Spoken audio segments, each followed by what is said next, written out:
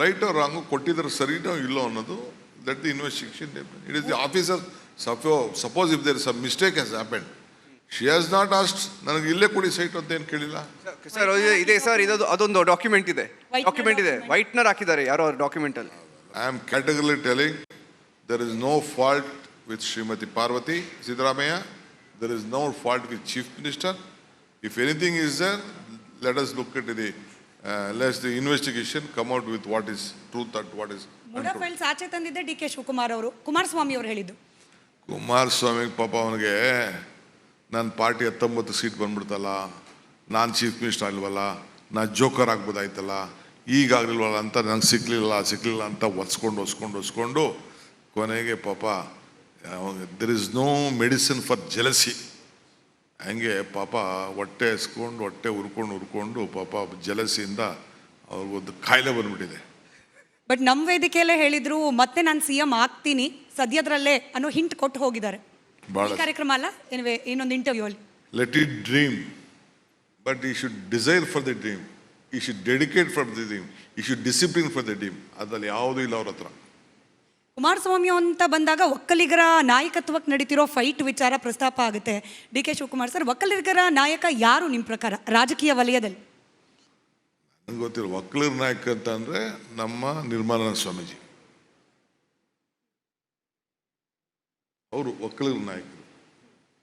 ರಾಜಕೀಯ ವಲಯದಲ್ಲಿ ಫೈಟ್ ಇಲ್ವಾ ಹಾಗಾದ್ರೆ ನಾಯಕತ್ವಕ್ಕೆ ನಿಮ್ಮ ಹಾಗೆ ಫೈಟ್ ಮಾಡಕ್ಕೂ ಅಲ್ಲಿ ನಾನು ಫೈಟ್ ಮಾಡೋದು ಸಿದ್ಧಾಂತದ ಮೇಲೆ, ವ್ಯಕ್ತಿ ಮೇಲೆ ನಾನು ಫೈಟ್ ಮಾಡೋದಿಲ್ಲ. ಪೆನ್ನು ಪೇಪರ್ ಕೊಡಿ ಅಂತ ಕೇಳಿದ್ರಿ, ಕೊಟ್ಟರು ಪೆನ್ನು ಪೇಪರು. ಏನ್ ಮಾಡ್ತಿದ್ದಾರೆ ಡಿ ಕೆ ಸಾಹೇಬ್ರು ಅಂತ ಕೇಳ್ತಿದ್ದಾರೆ ಒಕ್ಕಲಿಗ ಸಮುದಾಯದ ವೋಟರ್ಸ್.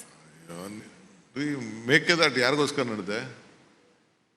ಎತ್ತಿನಹಳ್ಳಿಯಲ್ಲಿ ಹೋಗಿ ಯಾಕೆ ನೀರು ಪ್ರಾರಂಭ ಮಾಡಿದೆ? ಎಲ್ಲಿಗೆ ನೀರು ಹರಿತದೆ? ಅದು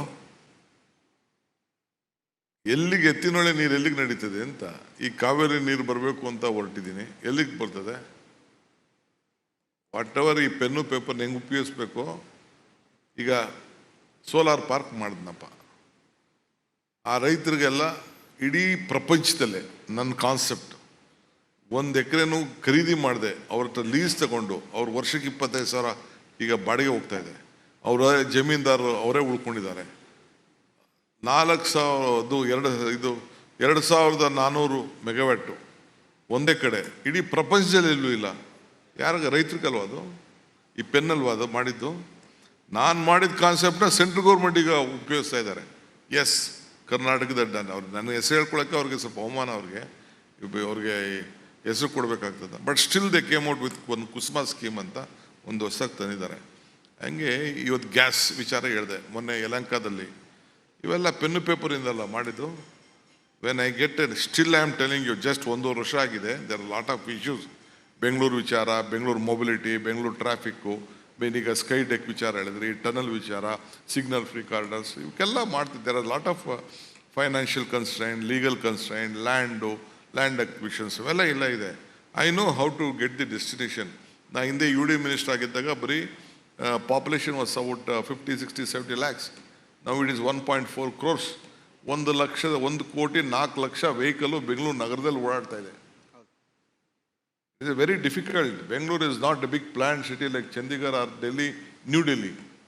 It has its own internal problems. But still, Bangalore is growing. It is a hot city. It has created a lot of environment. ಒಳ್ಳೊಳ್ಳೆ ಜನ, ನಾನು ಸರ್ಕಾರ ಮಾಡ್ತು ಅಂತ ಹೇಳೋದಿಲ್ಲ. It is lot of people, ನಿಮ್ಮಂಥವರೆಲ್ಲ ಬಂದು ಈಗ ಇಂಗ್ಲೀಷೆಲ್ಲ ಹಿಂದಿಲೋ ನಿಮ್ಮ ರಿಪಬ್ಲಿಕ್ ಟೀ ಇತ್ತು, ಕನ್ನಡಕ್ಕೂ ಯಾಕೆ ಬಂದ್ರಿ? ಇಲ್ಲಿ ಸ್ವಲ್ಪ ಶಕ್ತಿ ಇದೆ ಅಂತ, ಹೌದು, ಇಲ್ಲಿ ಮಾರ್ಕೆಟ್ ಇದೆ ಅಂತ, ಹೌದು, ಹಂಗೆ ಎಲ್ಲ ಕೂಡ. ಓಕೆ, ಈಗ ಬೆಂಗಳೂರಲ್ಲಿ ಈಗ ಇದು ನಮ್ಮ ಕರ್ನಾಟಕ ಪಾಲಿಟಿಕ್ಸ್ ಅಲ್ಲಿ ಜಾಸ್ತಿ ಇದೆ ಇದೊಂದು ಪ್ರಾಕ್ಟೀಸು. ಆ ಪ್ರಾಕ್ಟೀಸ್ಗೆ ಅಡ್ಜಸ್ಟ್ಮೆಂಟ್ ಪಾಲಿಟಿಕ್ಸ್ ಅಂತಾರೆ. ಅಡ್ಜಸ್ಟ್ಮೆಂಟ್ ಪಾಲಿಟಿಕ್ಸ್ ಇದು ಕರ್ನಾಟಕದಲ್ಲಿ ತುಂಬ ಹೆಚ್ಚಿಗೆ ನಡೆಯುತ್ತಂತೆ. For example case adjustment, political adjustment, ಇದು ತಪ್ಪಲ್ವಾ? ಇದು ನನಗೆ ಗೊತ್ತಿಲ್ಲಪ್ಪ. I am not aware of this type of. Vijendra ಅವ್ರಿಗೂ ನಿಮಗೂ ಅಡ್ಜಸ್ಟ್ಮೆಂಟ್ ಇದೆ ಅಂತ ಯತ್ನಾಳ್ ಅವ್ರು ಹೇಳ್ತಾರೆ. ಯತ್ನಾಳ್ ಅವರು ಪಾಪ ಅವ್ರು ಭಾಳ ದೊಡ್ಡ ಮೇಧಾವಿ, ಅನುಭವ, ಜ್ಞಾನಿ. ಏನು ಅಡ್ಜಸ್ಟ್ಮೆಂಟ್ ನನಗೂ ಅವ್ರಿಗೆ? ಏನೂ ಇಲ್ಲ ಹೇಳಿ. ಅವರಪ್ಪ ನನ್ನ ಮೇಲೆ CBI ಕೇಸ್ ಕೊಟ್ಟಿದ್ದ ಅಡ್ಜಸ್ಟ್ಮೆಂಟಾ?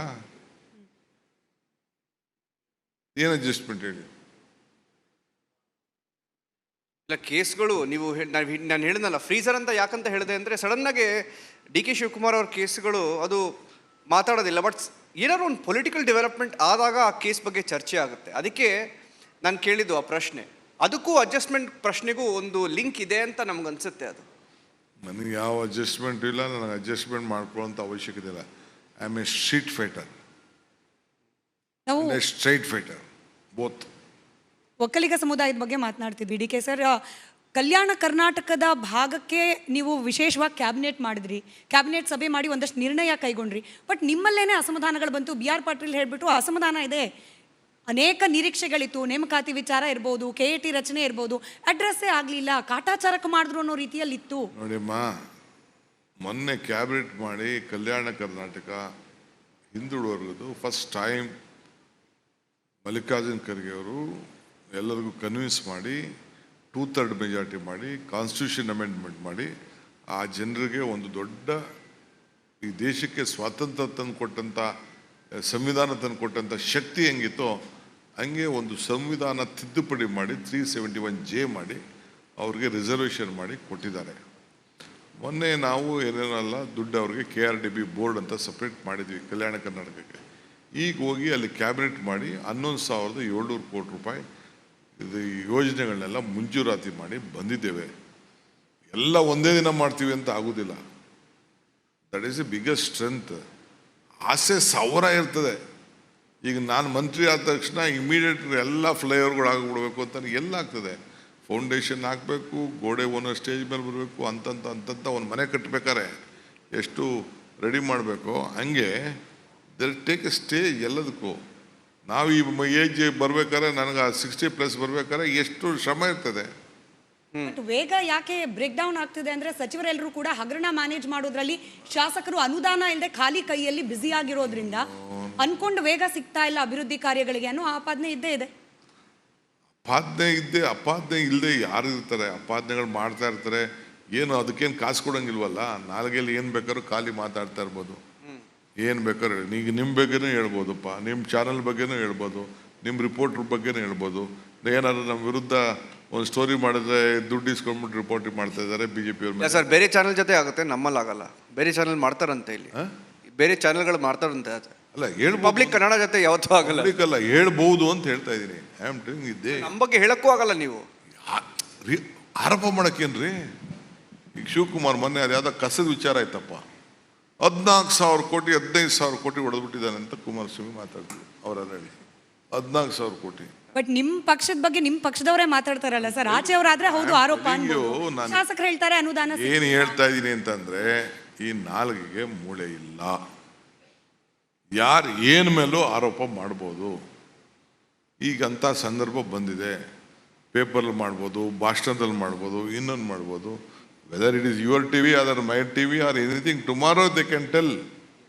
ಈಗ ನೀವು ನನ್ನ ಕರ್ಸಿದ್ದೀರಿ, ಶಿವಕುಮಾರ್ ಕಾಸು ಕೊಟ್ಬಿಟ್ಟು ಕರ್ಸ್ಕೊಂಡು ಅವನೇ ಪ್ರಚಾರ ಮಾಡ್ಕೊಳಕ್ಕೆ ಅಂತಲೂ ಅವ್ರು ಯಾರೋ ಮಾತಾಡ್ಬೋದಪ್ಪ. ಯಾರು ಹೇಳಿ ಸರ್, ಹೇಳಿ ನೋಡೋಣ. I am telling it. ಯಾರು ಹೊರಗಡೆ ಮಾತಾಡ್ತಾರ್ರಿ, ಯಾರು ಹೇಳೋದಲ್ಲ. ದೇ ವಿಲ್ ಮಾತಾಡ್ತಾರೆ ಹಂಗಂತ.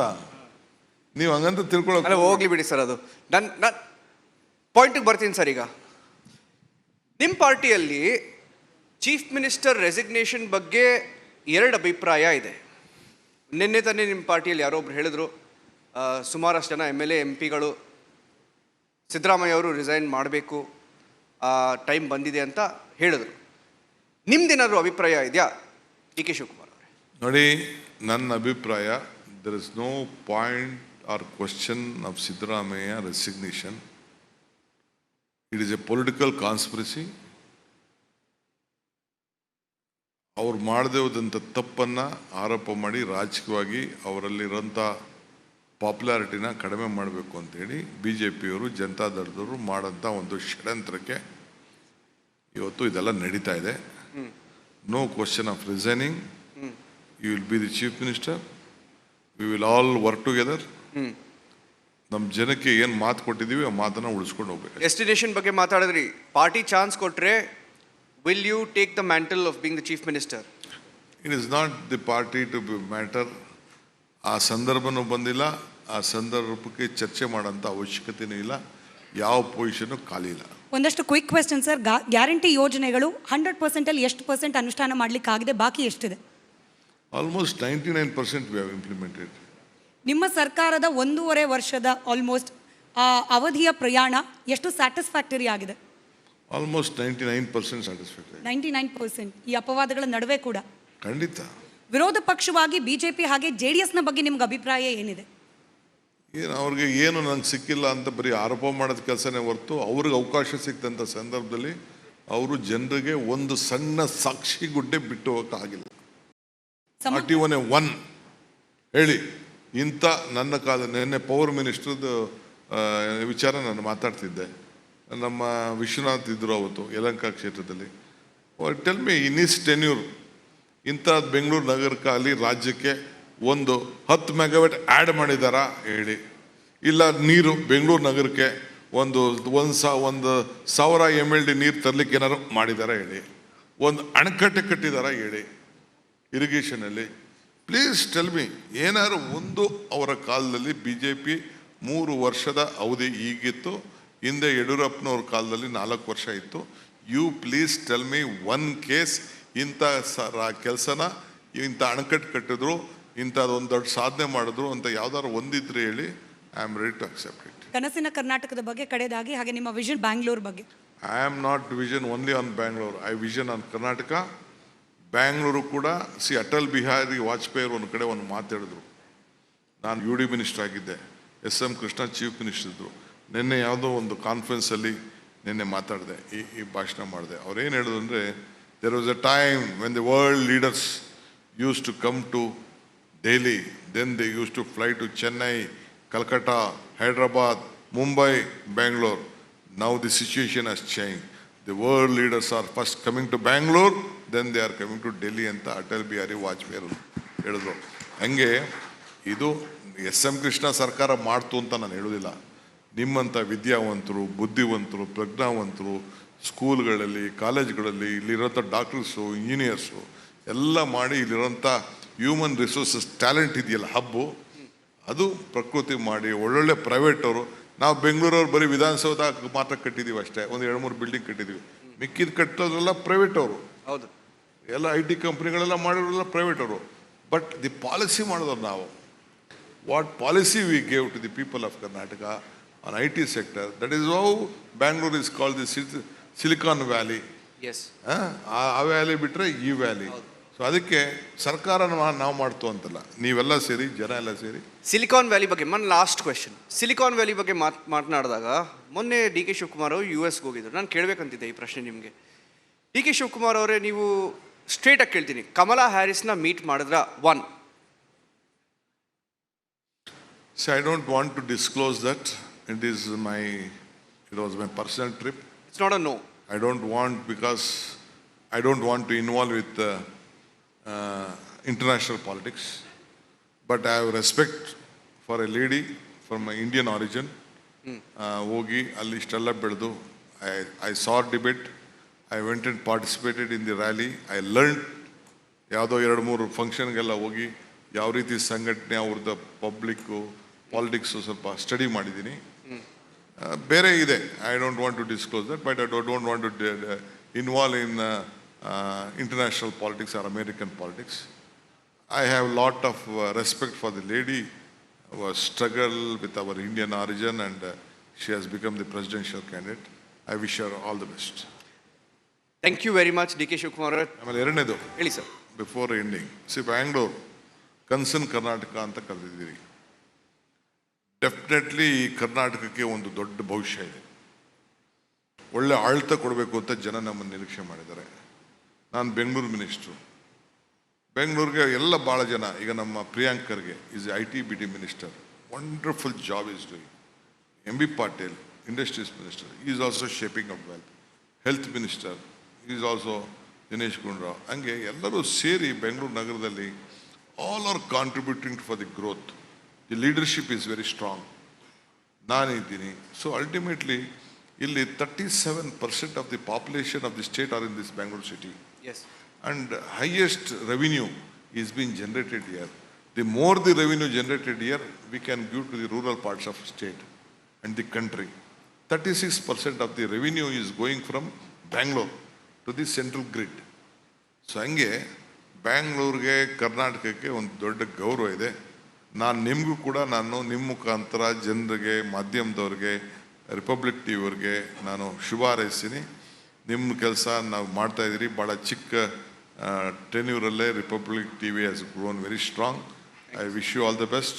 ಕರ್ನಾಟಕಕ್ಕೆ ನೀವು ಕೂಡ ಸಹಾಯ ಆಗಬೇಕು. ನಿಮ್ಮ ಪ್ರತಿಯೊಂದು ವಿಚಾರ ಕೂಡ, ವಿಚಾರ ಕೂಡ ಕರ್ನಾಟಕದ ಹೇಳಿಕೆಗೆ ಮತ್ತು ಸತ್ಯಕ್ಕೆ ಭಾಳ ಹತ್ತಿರ ಇರಬೇಕು, ದೂರ ಇರಬಾರ್ದು ಅನ್ನೋದು ನಿಮಗೂ ಕೂಡ ನಂದೊಂದು ಕಿವಿ ಮಾತು ಹೇಳಿ ನನ್ನ ಮಾತು ಮುಗಿಸ್ತೀನಿ. ನಮಸ್ಕಾರ. ನಿಮ್ಮ ಬ್ರ್ಯಾಂಡ್ ಬೆಂಗಳೂರು ಕನಸು, ಬ್ರ್ಯಾಂಡ್ ಕರ್ನಾಟಕ ಕನಸು ಈಡೇರಲಿ. ಹಾಗೆ ನಿಮ್ಮ ಡೆಸ್ಟಿನೇಷನ್ ನೀವು ಆದಷ್ಟು ಬೇಗ ರೀಚ್ ಆಗಲಿ ಅಂತ ನಾವು